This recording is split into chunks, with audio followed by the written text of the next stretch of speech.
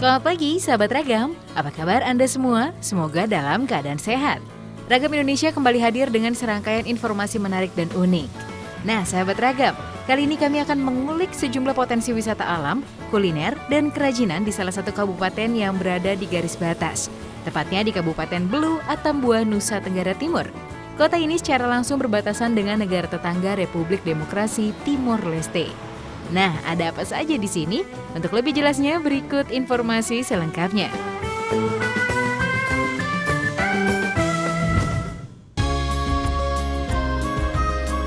Sahabat Ragam, berbicara mengenai Timor Leste, Anda tentu tidak akan lupa dengan peristiwa jejak pendapat pada tahun 1999.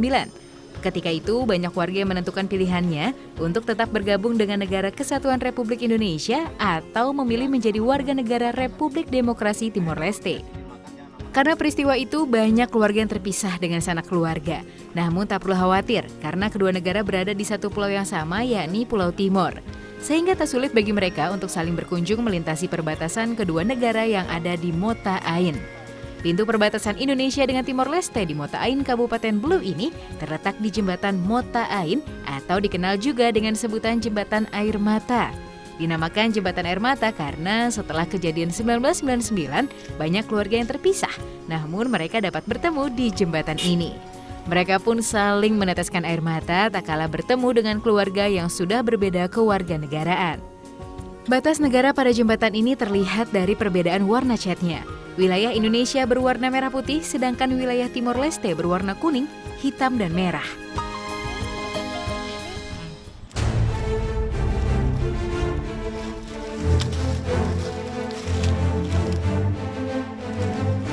Sahabat Ragam, demi menjaga keutuhan Negara Kesatuan Republik Indonesia, tentunya di tiap patok perbatasan dijaga oleh Tentara Nasional Indonesia. Salah satunya yang ada di Desa Silawan, Kabupaten Belu. Di sini, patok perbatasan dijaga oleh Satuan Tugas Pengamanan Perbatasan RIRDTL, Yonif 725, dan Woro Aigi. Sebelum melakukan patroli keliling perbatasan, biasanya terlebih dulu komandan pasukan memberikan arahan. Lantunan doa juga dipanjatkan agar kegiatan pengamanan berjalan lancar. Pengecekan senjata merupakan kegiatan wajib yang harus dilakukan agar berfungsi dengan baik untuk melakukan pengamanan di wilayah perbatasan.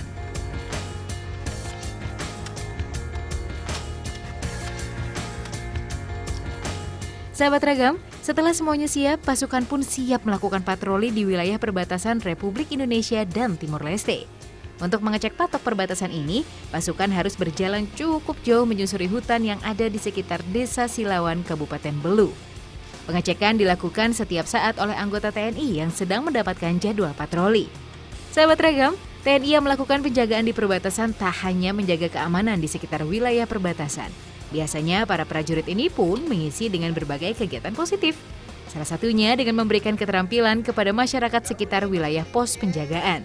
Di sini, para prajurit TNI memberikan pelatihan tentang cara mengolah biji jambu mete agar bisa dijual ke pasaran. Sahabat Ragam, jika Anda sudah tiba di perbatasan Indonesia dan Timor Leste ini, tak ada salahnya jika Anda berkunjung ke Bumi Lorosae, Timor Leste. Anda tentunya harus menyiapkan paspor dan membayar visa sebesar $30 Amerika. Nah, jika Anda ingin membawa kendaraan sendiri, Anda terlebih dulu harus mengurus izin kendaraan di kepolisian dan bea cukai setempat.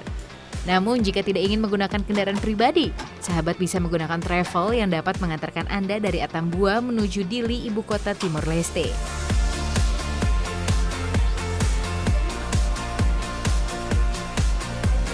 Sahabat Ragam, berkunjung ke negara tetangga ini, Anda akan melewati pengamanan yang dilakukan oleh TNI di pos jaga. Penjagaan di perbatasan Mota Ain tak hanya dilakukan oleh TNI. Petugas keamanan Timor Leste juga ikut mengamankan wilayahnya. Saat itu, gerbang perbatasan Indonesia sedang dilakukan perbaikan. Nah, sekarang saatnya meluncur menuju ibu kota Timor Leste. Karena kondisi jalan yang kurang baik dan banyaknya perbaikan jalan di sepanjang perjalanan, sehingga dibutuhkan waktu sekitar 3 jam untuk tiba di Dili. Namun, Anda pun akan disuguhkan juga pemandangan birunya air laut di sepanjang perjalanan menuju Dili.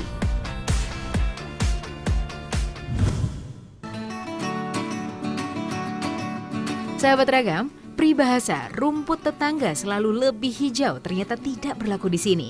Indonesia khususnya di Kabupaten Belu ternyata menyuguhkan panorama dan potensi yang lebih ketimbang negara tetangganya.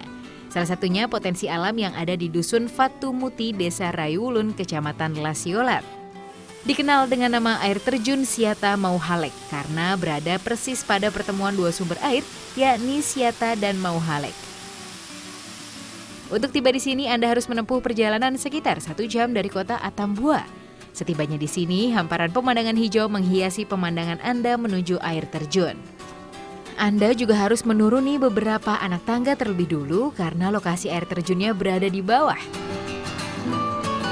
Setibanya di sana, derasnya air yang turun dan beningnya air menyambut kedatangan Anda. Pemandangan di sekitar air terjun Siata Mauhalek ini terlihat subur. Hal ini tentunya akibat keberadaan air terjun yang terus membasahi tanah di sekitarnya. Keberadaannya bak oase di padang pasir. Tak hanya memberikan kesegaran kepada tanaman di sekitar, air terjun ini memberikan kehidupan bagi masyarakat di sekitar. Kawasan wisata air terjun ini dikelola swadaya oleh masyarakat, sehingga pemasukan dari penjualan tiket pun dinikmati bersama oleh masyarakat setempat. Untuk menikmati air terjun ini, Anda dikenakan biaya Rp5.000 untuk kendaraan roda 2 dan Rp15.000 untuk kendaraan roda 4. Sahabat Ragam, jika berkunjung ke sini jangan lupa menikmati langsung kesegaran air terjun ini. Sensasi dinginnya akan langsung terasa menusuk ke tulang loh.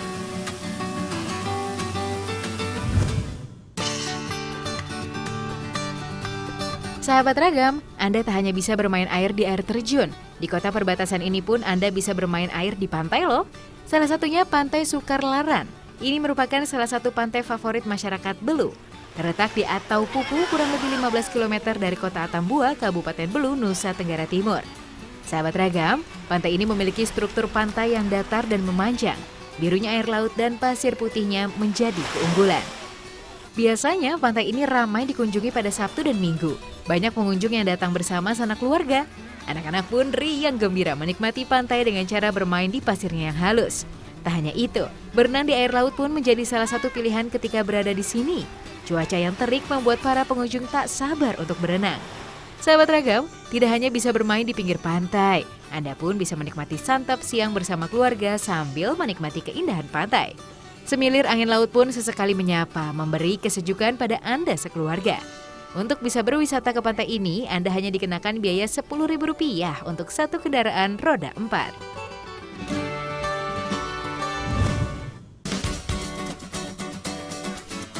Tak jauh dari Pantai Sukarlaran, ada lagi pantai yang dikenal dengan sebutan Pantai Pasir Putih. Pantai yang terletak di Atapupu, Kabupaten Belu ini juga merupakan salah satu wisata pantai favorit masyarakat. Dinamakan Pantai Pasir Putih karena pantai ini memiliki pasir halus yang berwarna putih. Pantai ini memiliki air laut yang biru sehingga membuat siapa saja tertarik untuk berenang di sini. Tak hanya bisa bermain pasir dan berenang, sahabat juga bisa menyewa perahu untuk sekedar berkeliling menikmati panorama alam. Bersenda gurau bersama kerabat di tepi pantai pun bisa dijadikan pilihan ketika berada di pantai ini. Biasanya masyarakat setempat sering berkumpul bersama keluarga untuk menikmati santap siang di pantai ini. Untuk masuk ke pantai ini Anda dikenakan biaya Rp15.000 untuk satu kendaraan roda 4. Selamat berkunjung, sahabat Ragam.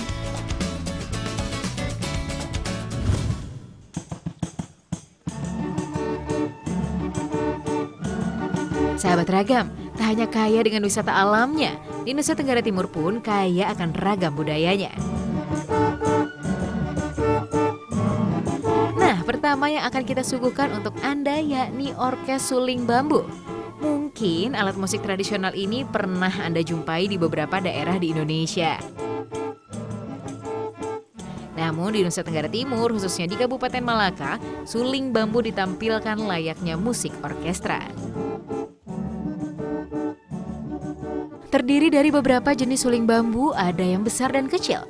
Perbedaan bentuk pada suling ini dikarenakan tiap suling memiliki nada yang berbeda. Sahabat Ragam, orkes suling ini dikenal dengan sebutan Feku. Biasanya orkes ini dipimpin oleh satu dirigen, puluhan pemain suling dan satu pemain kendang. Para pemain orkes suling ini merupakan pelajar Sekolah Dasar Negeri Asmanulea. Dipimpin oleh kepala sekolah selaku dirigen, para pemain orkes ini terdiri dari siswa kelas 1 hingga kelas 6. Semuanya bersemangat memainkan alat musik yang dipegang masing-masing. Kali ini pementasan dilakukan di halaman gereja Kecamatan Sasitamean, Paroki Santa Cecilia, Kota Foun, Kabupaten Malaka. Biasanya lagu yang dibawakan merupakan lagu wajib nasional dan lagu daerah. Seperti yang dibawakan pada pementasan kali ini, yaitu berjudul Maju Tak Gentar ciptaan C. Simanjuntak.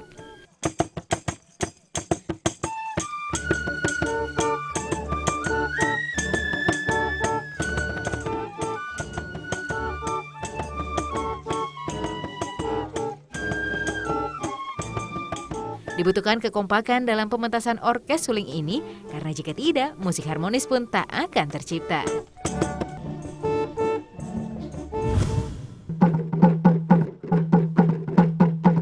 Sahabat Ragam, budaya lain yang ada di Nusa Tenggara Timur berasal dari Kabupaten Belu. Tarian Likurai dahulunya merupakan tarian perang, yaitu dipentaskan pada saat menyambut para pahlawan yang pulang dari medan perang.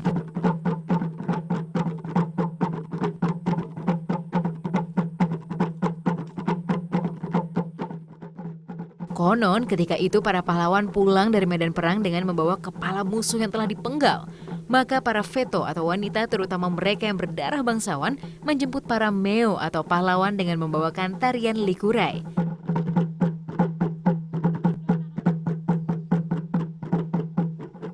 Likurai itu sendiri dalam bahasa Tetun atau bahasa daerah setempat mempunyai arti menguasai bumi.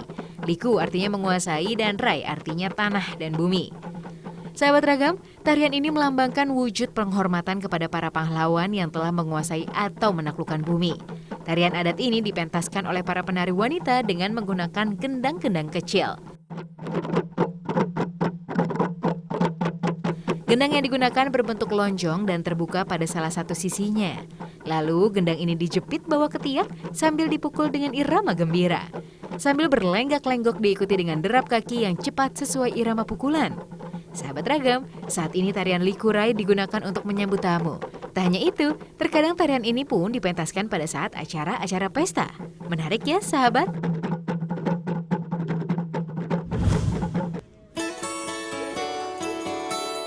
Sahabat Ragam, Kabupaten Belu pun tak hanya memiliki tarian tradisional.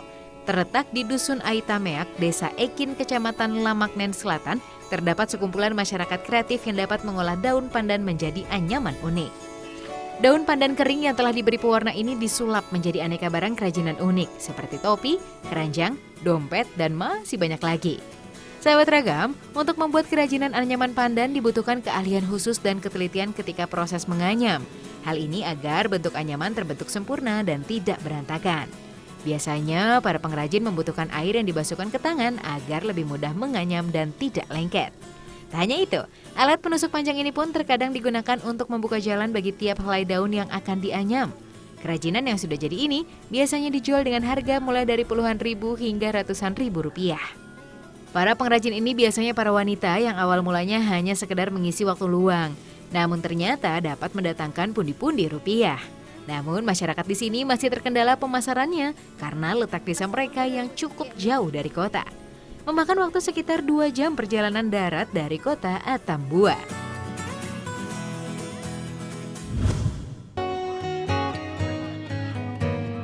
Sahabat Ragam, puas berkeliling menikmati wisata dan budaya yang ada di Nusa Tenggara Timur, khususnya Kabupaten Belu. Sekarang saatnya mencicipi kuliner yang khas yang ada di sini. Kuliner pertama yang akan kita cicipi dikenal oleh masyarakat setempat dengan sebutan rikotel, tun salak atau kue bakar. Kudapan yang satu ini berbahan dasar pisang kepok yang sudah matang. Tak hanya itu, bahan lain yang digunakan ada tepung singkong dan gula pasir. Sementara pembungkusnya gunakan daun pisang. Sahabat Ragam, kue bakar ini biasa disajikan oleh masyarakat ketika diadakan acara pesta adat. Namun tak jarang pula, kudapan ini dapat dihidangkan untuk dinikmati sehari-hari. Nah, proses pembuatannya juga cukup sederhana. Potong pisang dengan ukuran tidak terlalu besar agar mempermudah proses penghalusan. Dilanjutkan dengan mencampurkan potongan pisang dengan tepung singkong dan gula pasir. Lalu aduk hingga merata sambil pisangnya dihaluskan. Nah, setelah pisang halus dan tercampur merata dengan bahan lainnya, adonan pun jadi dan siap untuk dibakar. Sebelum dibakar, terlebih dulu bungkus dengan menggunakan daun pisang. Sahabat Ragam, proses pembakaran memakan waktu kurang lebih sekitar 20 menit hingga 30 menit. Pada saat pembakaran harus dibolak-balik agar matangnya lebih merata. Nah, jika daun pisang sudah berwarna kehitaman, ini menandakan kue sudah matang dan siap untuk disajikan.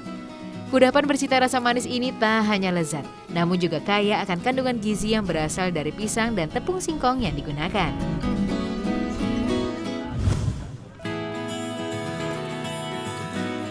Sahabat Ragam, tak hanya kudapan, di sini juga Anda dapat menikmati kuliner yang dapat mengenyangkan perut Anda yang sedang lapar. Terletak di Desa Adat Nualain, Kabupaten Belu, Anda dapat mencicipi kuliner yang dikenal oleh masyarakat setempat dengan sebutan maur. Maur merupakan sejenis kuliner yang dimasak menggunakan bambu dan dibakar. Bahan yang digunakan diantaranya seperti ayam, kelapa iris, kelapa parut, dan singkong iris. Tak lupa bahan yang dihaluskan seperti bawang merah, bawang putih, jahe, dan merica. Nah, siapkan pula bambu yang digunakan untuk wadah pembakaran dan daun pakis untuk menutup bagian atas bambu. Nah, setelah semua bahan siap, saatnya proses pembuatan. Pertama-tama, campurkan bumbu yang telah dihaluskan dengan irisan kelapa dan irisan singkong, lalu aduk hingga tercampur merata. Nah, setelah itu campurkan parutan kelapa dengan air untuk diambil santannya. Dilanjutkan memasukkan semua bahan ke dalam bumbu seperti irisan singkong yang telah diberi bumbu-bumbu, potongan ayam, dan santan.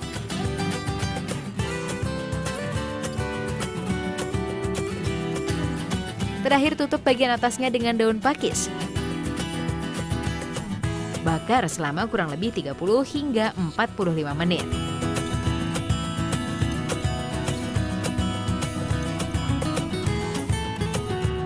Setelah itu, maur pun siap untuk disantap.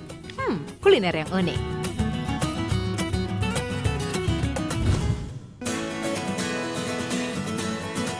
Sajian berikutnya yang akan kita hidangkan untuk sahabat dikenal dengan nama rikutel uhus.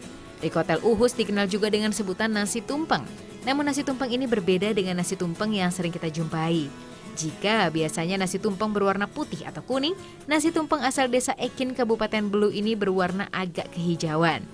Nasi tumpeng ini menggunakan bahan-bahan yang berbeda seperti kacang hijau yang telah direbus, singkong parut, dan kelapa parut.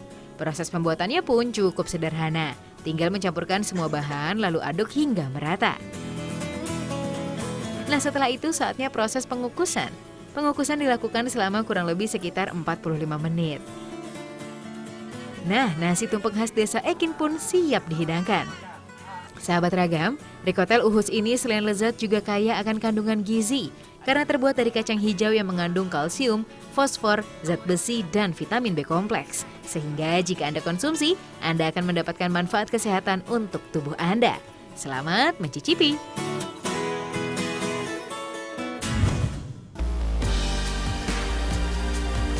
Pastikan Anda tetap di Ragam Indonesia ya, karena selanjutnya kami akan kembali dengan informasi menarik lainnya yang ada di Kabupaten Belu. Jadi tetap di Trans 7.